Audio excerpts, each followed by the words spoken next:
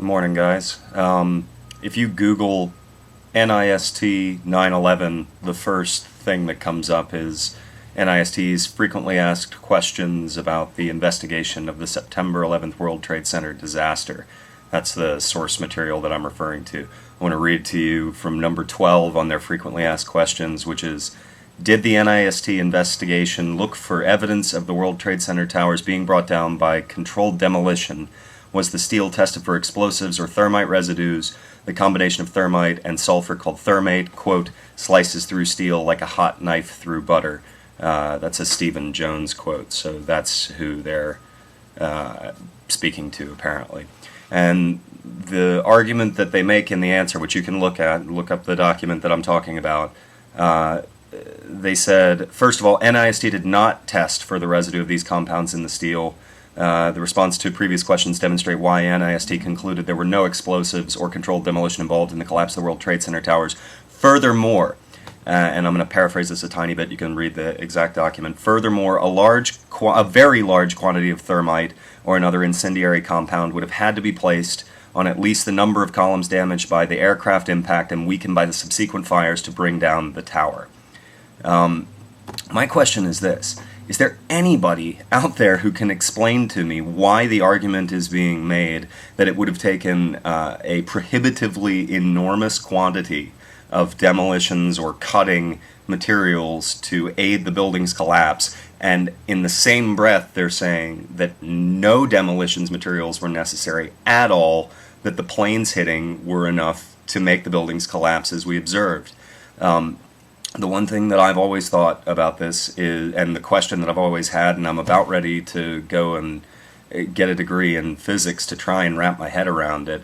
We were told there were, or we heard, it was observed, it is reasonable to consider the possibility that there were massive explosions in the basement.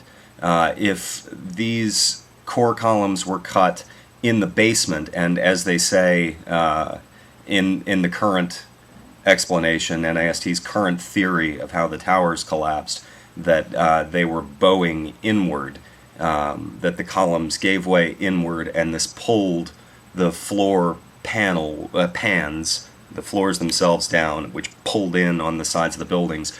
Would a cutting at the bottom of those core columns, which if you do any kind of investigation into controlled demolitions and how they work, they normally tell you that they have to start at the base, that's the most useful way to bring a building down, because then you have all the weight pulling on it.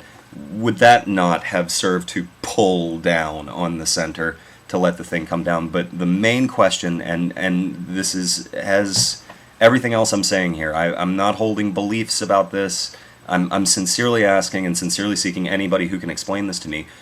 Why is the argument being made that a prohibitively enormous number of explosives would be necessary to make the towers fall? No explosives were necessary to make the towers fall. And this is the NIST, the government agency in the Commerce Department that was tasked to give us the explanation of physically what occurred on that day. The group that has failed up until today, which is, we're in June of 2008, has failed to give us any report on World Trade Center 7. All of the debunkers have been telling me for a couple of years now that this is forthcoming, and I look forward to reading it. I don't understand. It seems really counterintuitive, and I think it's telling that NIST is an agent of the Commerce Department. It seems like most of the response, the immediate response and explanation of 9/11, the EPA's, the air is safe to breathe, and all of that, served to get Wall Street open and running again. And I guess that was the Commerce Department's interest. But no explosives necessary to bring the buildings down. Massive numbers of explosives would have been necessary to bring the buildings down. Which is it? Why are they saying both? And why would any reasonable person begrudge someone an answer to such an obvious question? Thanks. Have a good day.